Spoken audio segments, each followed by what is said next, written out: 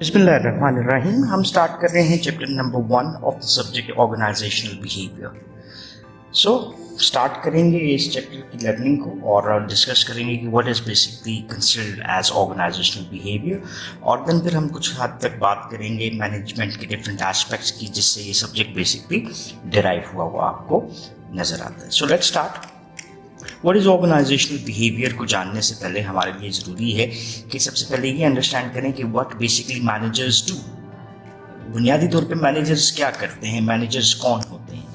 Managers या administrators किसी भी ऑर्गेनाइजेशन में अगर हम बात करते हैं तो these are the people who actually perform various different tasks. और अगर हम मैनेजर की एक डेफिनेशन की बात करें तो manager is a person who gets the job done through and with people. तो ये एक डेफिनेशन हमें समझ आती है। और अगर हम बुकिश डेफिनेशन पे जाएं तो individuals who achieve goals through other people are termed as managers और एडमिनिस्ट्रेटर्स। फिर इसके हवाले से अगर हम कहते हैं कि मैनेजरियल एक्टिविटीज़ क्या होती हैं, यानी एक मैनेजर को बेसिकली एवरीडे किन एक्टिविटीज़ में इन्वॉल्व होना पड़ता है। पहली चीज़ जो हमें नज़र आती है कि मेकिंग डिसीजंस, लाइक हम बात करते हैं रिसोर्स एलोकेशन की, ठीक है, हायरिंग की, एवरीडे डिसीजंस जो हैं, किसने क्या टास्क करना है एटसेट्रा, इसको अगर हम ले लें तो ये तमाम के तमाम डिसीजंस एक इंडिविजुअल को लेने पड़ते हैं, वो is called as a manager.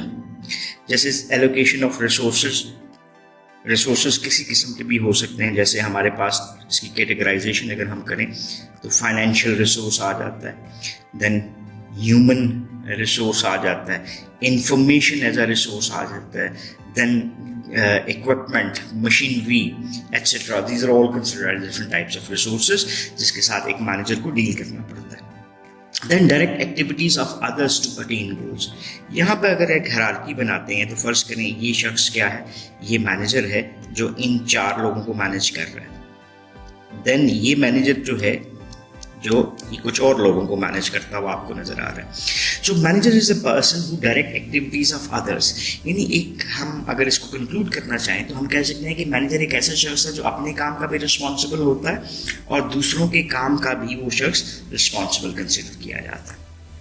Where managers work, managers basically work in an organization. So organization को भी डिफाइन करना हमारे लिए बहुत ज़रूरी है कि organisation is a consciously coordinated social unit. यहाँ पे एक वर्ड है कोऑर्डिनेटेड का, इसको हाईलाइट करते हैं, बाद में इसको डिटेल में भी देखते हैं। Compose of 2 or more people that functions on a relatively continuous basis to achieve a common goal or set of goals. और सिंपल सी डेफिनेशन को अगर हम बनाना चाहें तो ऑर्गेनाइजेशन क्या होती है, is a group of people. So इसका मतलब है जहाँ पे 2 या 2 से ज़्यादा लोग होंगे तो वो ग्रुप बन जाता है, जो कि क्या करते हैं, दे आर वर्किंग टुगेदर। सो दूसरा एस्पेक्ट इसमें क्या आ जाता है, दे वर्क टुगेदर। तीसरे और चौथे एस्पेक्ट को हम कहते हैं दे ग्रुप जो है वर्क टुगेदर करता है इन अ स्ट्रक्चर्ड मैनर। दूसरे लफ्ज़ को भी लिखते हैं, that is coordinated manner. Structured manner से मुराद ये आपका स्ट्रक्चर बनता है कि कौन क्या करेगा, जिसमें आपके ऑर्गेनाइजेशन के तमाम फंक्शंस आ जाते हैं, लाइक आपकी वर्क स्पेशलाइजेशन आ जाती है, आपके पास जो डिफरेंट अदर एस्पेक्ट्स हैं जैसे डिपार्टमेंट्स आ जाते हैं, आपके पास चेन ऑफ कमांड आ जाती है, देन आपके पास स्पैन ऑफ कंट्रोल आ जाता है, और सेंट्रलाइजेशन वर्सेस डिसेंट्रलाइजेशन आ जाती है, और देन आपके पास फॉर्मलाइजेशन। तो ये स्ट्रक्चर बना हुआ आपको नजर आता है ऑर्गेनाइजेशंस में। दूसरी चीज़ है कोऑर्डिनेशन की। कोऑर्डिनेशन रिलेट करती है आपकी कम्युनिकेशन से। इस हिरार्की में अगर कम्युनिकेशन आपको इन्वॉल्व नजर नहीं आएगी तो इसका मतलब क्या हुआ कि वर्क एक्टिविटीज़ को परफॉर्म करना किसी भी मैनेजर के लिए ज़्यादा डिफिकल्ट हो सकता है। देन चलें इसी को कंक्लूड करते हैं कि ऑर्गेनाइजेशन क्या है, basically is a group of people which is working together in a structured and coordinated manner to achieve organizational goals. तो ये goals का लफ्ज़ क्या है, goal किसको हम कहते हैं, goal is basically defined as the end result towards which every activity is made. ये goals आपके financials भी हो सकते हैं, और नॉन फाइनेंशियल गोल्स भी हो सकते हैं, जैसे स्टेटस हासिल करना एक्सेट्रा, सेल्स को जनरेट करना, इतना रेवेन्यू लेना। सो ये जो ऑर्गेनाइजेशंस हैं, ऑर्गेनाइजेशंस की बेस के ऊपर ये गोल्स भी आपस में आपको वेरी करते हुए नजर आते हैं। सो हमने मैनेजर्स को भी डिफाइन कर लिया और हमने ये भी बता दिया कि मैनेजर्स वर्क कर रहे होते हैं कहाँ पे, इन एन ऑर्गेनाइजेशन। सो इसको भी हमने डिफाइन कर लिया कि ऑर्गेनाइजेशन क्या होती है। देन ये जो ऑर्गेनाइजेशन है उसमें मैनेजर्स की फंक्शनिंग को लेकर अगर हम देखें तो वो 4 बेसिक फंक्शंस के ऊपर काम कर रहे होते हैं, और ये 4 बेसिक फंक्शंस POLC कहलाते हैं। बाज़ जो ऑथर्स हैं इसको प्लानिंग, ऑर्गेनाइजिंग, स्टाफिंग, लीडिंग और कंट्रोलिंग के नाम से भी बुलाते हैं। तो अभी देख लेते हैं कि ये 4 फंक्शंस ऑफ मैनेजमेंट क्या है। पहला फंक्शन क्या है, दैट इज प्लानिंग। दूसरा function that is organising. Third function that is leading. और फोर्थ फंक्शन हमारा क्या बनता है, दैट इज कंट्रोलिंग। सो ये चारों फंक्शंस क्या हैं, इसको अंडरस्टैंड करना हमारे लिए बहुत ज़रूरी है, बिकॉज यही वो बेसिक सब्जेक्ट है जिससे ऑर्गेनाइजेशनल बिहेवियर के डिफरेंट कॉन्सेप्ट्स आपको डिराइव होते हुए नजर आते हैं।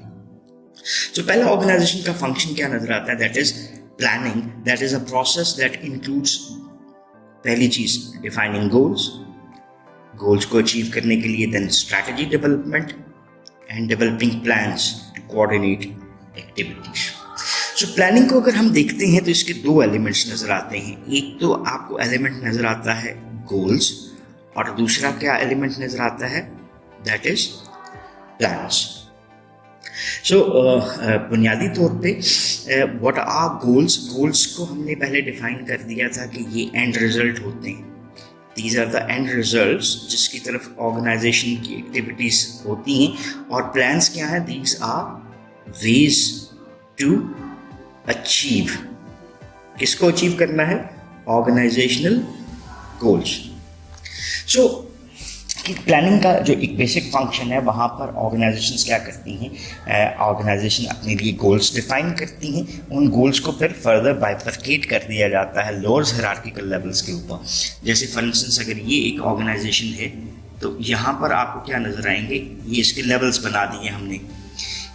यहाँ पे टॉप लेवल है, जहाँ पे आपको टॉप लेवल नज़र आता है तो टॉप लेवल के गोल्स हो गए, देन मिडिल लेवल के ऊपर, और देन आपको क्या नज़र आता है, फंक्शनल लेवल के ऊपर गोल्स नज़र आते हैं। फिर इन गोल्स को बनाने के लिए हम स्ट्रैटेजीज और प्लान्स को डेवलप करते हैं। तो ये हमारा क्या हो गया, मैनेजरियल फंक्शंस में पहला फंक्शन। देन हम बात करते हैं कि फर्स्ट करते हैं हमने गोल्स और प्लान्स बना दिए हैं, अब क्या करना है, we have to organise things. Organising basically क्या है कि हमने तंजीम करनी है बेसिकली कि हम किस तरह से अपने प्लान्स को इम्प्लीमेंट करते हुए अपने गोल्स को हासिल कर सकें। तो जो स्ट्रैटेजी इम्प्लीमेंट होनी है वो किसने करनी है, वो ह्यूमन रिसोर्स ने करनी है।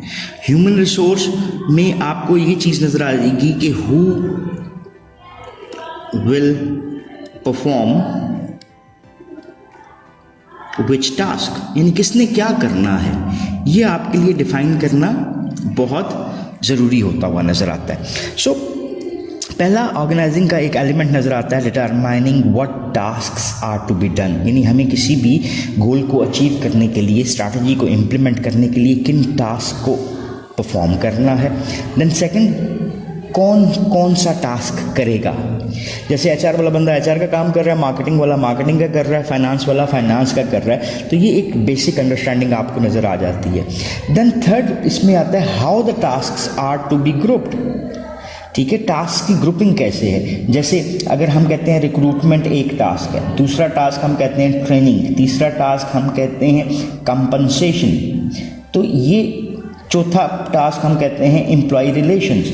तो ये टास्क को हम कैसे इकट्ठा करते हैं, इन चारों टास्क को इकट्ठा करते हैं तो ये हमारे पास एक डिपार्टमेंट आ जाता है, वो क्या है, human resource department, HR department. यानी इसमें हमने ऑर्गेनाइजिंग में ये भी डिफाइन करना है कि हम टास्क को कैसे ग्रुप कर रहे हैं। देन आता है हु रिपोर्ट्स टू हुम, कौन किसको रिपोर्ट करेगा। जैसे ये तमाम एक रिक्रूटमेंट वाला officer, training officer, compensation officer और एम्प्लॉय रिलेशंस ऑफिसर सारे एचआर मैनेजर को रिपोर्ट कर रहे हैं। एचआर मैनेजर किसको कर रहा है, चलें जी फर्ज करें एमडी को, मैनेजिंग डायरेक्टर को। तो हमने ये डिसाइड किया कि कौन क्या कर रहा है और देन कौन किसको रिपोर्ट करेगा और where the decisions are to be made. अब मैं आपके लिए इसको थोड़ा सा टेक्निकल नाम लिखता हूँ, what task to be done.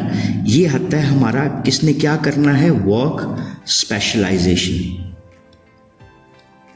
Work specialisation, ये वर्क स्पेशलाइजेशन क्या बनती है कि कौन क्या टास्क करेगा। और स्पेशलाइजेशन का कॉन्सेप्ट बेसिकली निकला, जो आपके पास एक इकोनॉमिस्ट था एडम स्मिथ, उसने डिवीजन ऑफ लेबर के नाम से एक किताब लिखी और इस कॉन्सेप्ट को डिवीजन ऑफ लेबर का कॉन्सेप्ट बेसिकली उसने दिया और वेल्थ ऑफ नेशंस उसकी किताब का नाम था। और उसने कहा कि हम काम इस तरह से करें कि जो जो शख्स अच्छा करता है उससे वो काम ले लें। सो ये वर्क स्पेशलाइजेशन आ गया, विच टास्क टू बी डन, तो जो अच्छा करता है उससे हु इज़ टू डू, ये भी इसी एस्पेक्ट में आ गया कि कौन क्या टास्क करेगा। फिर how the task are to be group, तो ये हमारे पास आ जाते हैं कि हमने टास्क को इकट्ठा करके क्या किया, डिपार्टमेंटलाइजेशन कर दी, कि हमने मुख्तलिफ टास्क को इकट्ठा किया, जो इकट्ठी नेचर के टास्क थे उनकी बेस पे डिपार्टमेंट बना दिया, जैसे HR department, marketing department. How the task are to be grouped हो गया, हु रिपोर्ट्स टू हुम, इसको हम कहते हैं चेन ऑफ कमांड।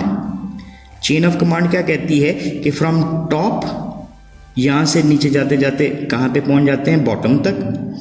हम टास्क को कैसे तकसीम करते हैं, जैसे कर्नल आ गया आपके पास, कर्नल से नीचे मेजर आ गया, मेजर से नीचे कैप्टन आ गया, कैप्टन से नीचे लेफ्टिनेंट आ गया, वगैरह वगैरह। सो इस तरह से आप एक चेन ऑफ कमांड बनाते हो। And where decisions are to be made, इसको हम कहते हैं सेंट्रलाइजेशन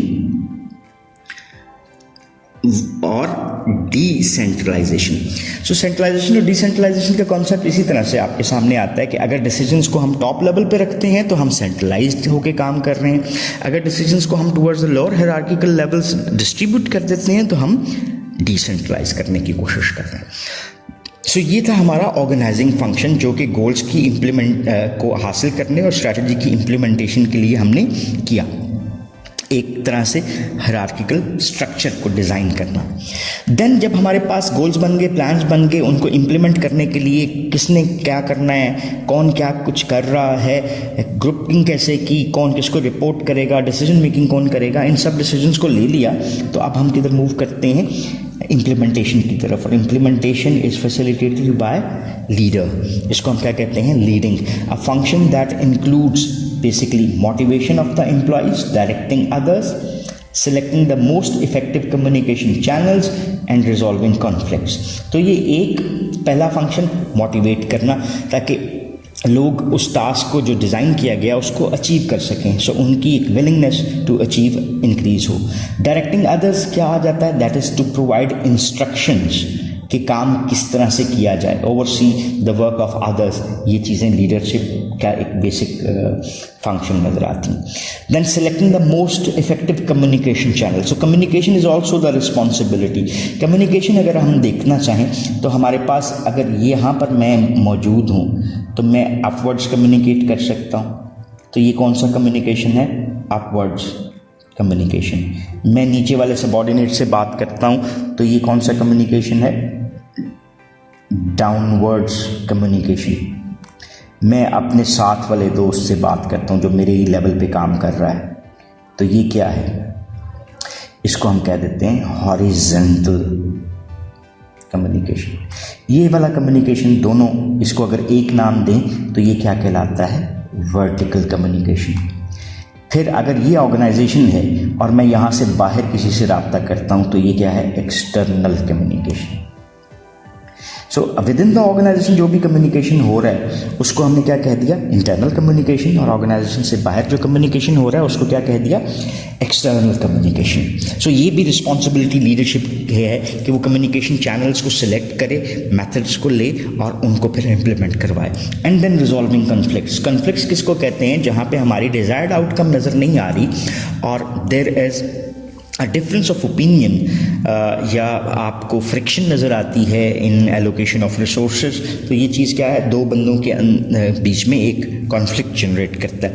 ये दो बंदे भी हो सकते हैं, दो ऑर्गेनाइजेशंस भी हो सकते हैं, डिस्ट्रीब्यूटर्स भी हो सकते हैं, सप्लायर्स भी हो सकते हैं, हमारे कोवर्कर्स भी हो सकते हैं। तो इन तमाम सब के बीच में नेगोशिएट करना और कॉन्फ्लिक्ट्स को रिजॉल्व करना is the responsibility of the individual.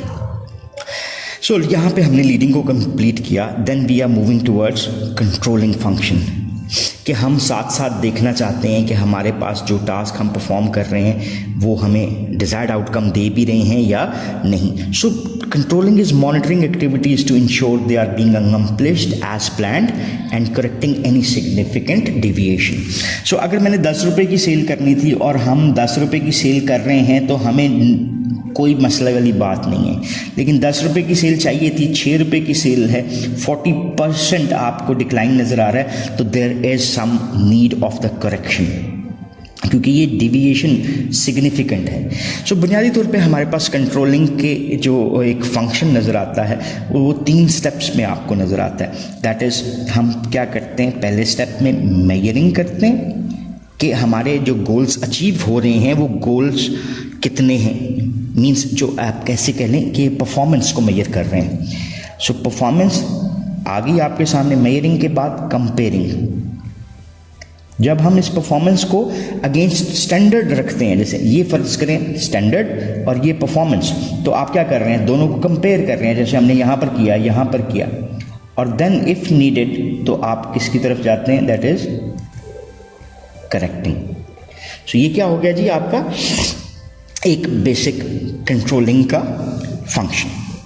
So यहाँ पे हम आप पहले लेक्चर को कंप्लीट करते हैं. हमने स्टार्ट किया chapter number 1 of OB by defining what managers are, और हमने कहा कि managers are the persons who direct the activities of others, और managers are the persons who get the job done through and with people.